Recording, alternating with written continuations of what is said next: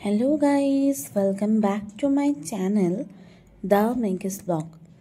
অনেকদিন পর পুজোর একটা লং ভিডিও নিয়ে আমি তোমাদের কাছে হাজির হয়েছি। লাস্ট দুর্গাপুজোর ভিডিও করেছিলাম 2023 সালে। 2024 সালে কোনো ব্লগ করিনি।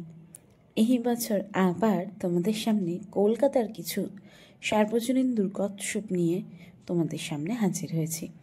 বর্তমানে তোমরা যেটা দেখতে পাচ্ছ সেই দুর্গা পুজোর প্যান্ডেলটা তৈরি হয়েছে দমদমে। দমদম ভারত চক্রতে রয়েছে এই সুন্দর ধ্যানমগ্ন মায়ের এই মূর্তিটা, যেটা দেখার জন্য বেশ লম্বা লাইন পড়েছে। এবং সেই লম্বা লাইন পেরিয়ে আমরা যে কিভাবে এখানে ঢুকেছি সেটা আর বলা বাহুল্য। তোমরা দেখতেই পাচ্ছ সেই ভিড়ের বেশ কিছুটা অংশ, যেটা ভীষণ সুন্দর। তবে সবথেকে ভালো লেগেছে আমার শেষের ভিডিওটা। সেটা দেখলে তোমরা অবশ্যই বুঝতে পারবে শেষের কোন ভিডিও এবং কোন ঠাকুরের কথা আমি বলছি। আপাতত এই সুন্দর ধ্যানমগ্ন মাটি দেখে আমরা এগিয়ে যাচ্ছি তরুণ সঙ্গের উদ্দেশ্যে। মাঝপথে এই সুন্দর ঠাকুরটা তোমরা দেখে নাও। তারপর দক্ষিণদ্বারী জুত চলে এলাম। তরুণ সঙ্গ দেখার আগে শ্রীভূমি এবং দক্ষিণদ্বারী ইউতেও আমরা গিয়েছিলাম।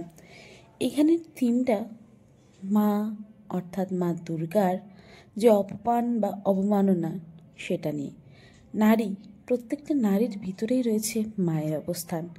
সেই নারীকে বিভিন্নভাবে ঘাত প্রতিঘাত সহ্য করে কিভাবে বেঁচে থাকতে হয় এবং কতটা লড়াই করে একটা নারী বেঁচে থাকে তার প্রত্যেকটা চিহ্ন এখানে তুলে ধরা হয়েছে।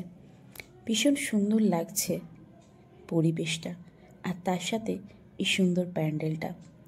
তবে থিমটা তৈরি করলেও এটা মনে রাখে কতজন, তাই না? থিমের মাধ্যমে এখানে নারীর বিভিন্ন রকমের আঘাত, প্রতিরোধ, সংগ্রাম সব কিছুই তুলে ধরা হয়েছে। অ্যাসিড আঘাত থেকে শুরু করে ধর্ষণ সব কিছু এই থিমের মাধ্যমে তুলে ধরা হয়েছে। ঢাকের বাদ্যি বেজে উঠেছে। আজ মহাপঞ্চমীর আরেকবার শুভেচ্ছা জানাতে চাই তোমাদের। ভিডিওটা তোমাদের ভালো লাগলে অবশ্যই লাইক, কমেন্ট অ্যান্ড শেয়ার করতে ভুলো না। এবার চলে গেছে শ্রীভূমি স্পোর্টিং ক্লাবে। শ্রীভূমি স্পোর্টিং ক্লাব প্রতি বছরের ন্যায় এবছর দুর্ধর্ষ একটা দুর্গা পণ্ডব করেছে। প্যান্ডেলটা দেখতেই সবাই ভিড় করে। তবে এবছরের থিমটা অনেকটা গত বছরের ন্যায় ওরা তৈরি করেছে। মায়ের মুখটার থেকে শুরু করে সব কিছু ভীষণ সুন্দর আর অভূতপূর্ব। ভিআইপি পাস থাকার দরুন আমরা বেশ ভালো করেই ঠাকুরটা দেখতে পেয়েছিলাম এবং ঠাকুরটা দেখার পর আমার মন প্রাণ জুড়িয়ে গিয়েছিল। এরপর আমরা একটু এগিয়ে গিয়ে চলে গেলাম ব্যোমকেশ ডায়েরিতে। ব্যোমকেশ ডায়েরিটাই তৈরি হয়েছে তরুণ সঙ্ঘে। ভীষণ সুন্দরভাবে ঢুকেছি, আর ভীষণ সুন্দর একটা লাইন, খুব মনোমুগ্ধকর পরিবেশ, দেখলে মন প্রাণ জুড়িয়ে যায়। এছাড়া রয়েছে ব্যোমকেশ বক্সির বিভিন্ন গল্পর উদ্ঘাটন।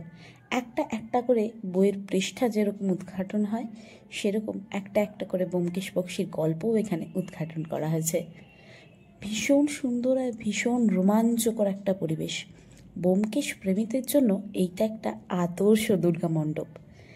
দেখার মাত্রই আমি আর নিজেকে ঠিক রাখতে পারিনি, কেঁদে ফেলেছিলাম। কারণ ব্যোমকেশ বক্সি আমাদের সবার কাছে ভীষণ প্রিয় একটা মানুষ।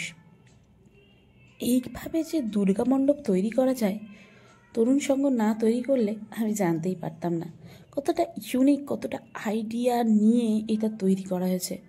এছাড়া মায়ের মূর্তির সামনেও কিন্তু লেখা রয়েছে শ্রী শ্রী দুর্গা সুন্দরীর কণ্ঠহার রহস্য, যেটা আমরা ব্যোমকেশ বক্সির গল্পে সবাই পড়েছি। ভীষণ সুন্দর একটা পরিবেশ, আর তার সাথে সাথে দাঁড়িয়ে রয়েছেন ব্যোমকেশ বক্সি এবং তার প্রিয় অজিত। সেটা দেখে সবার উৎসাহ আর ধরে না, সবাই তো সেই চিৎকার করেছেন। কিন্তু সাউন্ড প্রবলেমের জন্য আমি সেই চিৎকারটা তোমাদের সামনে তুলে ধরতে পারলাম না। তবে তোমরা সবাই নিজে গিয়ে দমদমের এই ঠাকুরগুলো দেখে এসো, ভীষণ ভালো লাগবে। মনোমুগ্ধকর একটা পরিবেশ। এছাড়া এইটা রয়েছে তরুণ দল। তরুণ দলে আগের বছরও আমি দেখতে এসেছিলাম।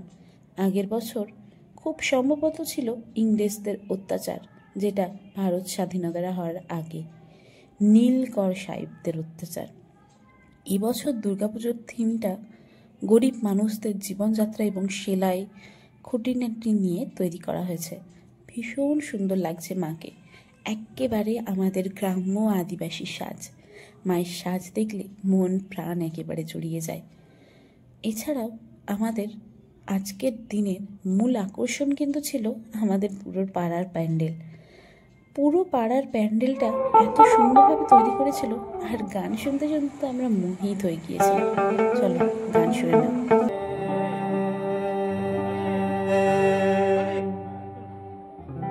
বাঁশি বাজে রে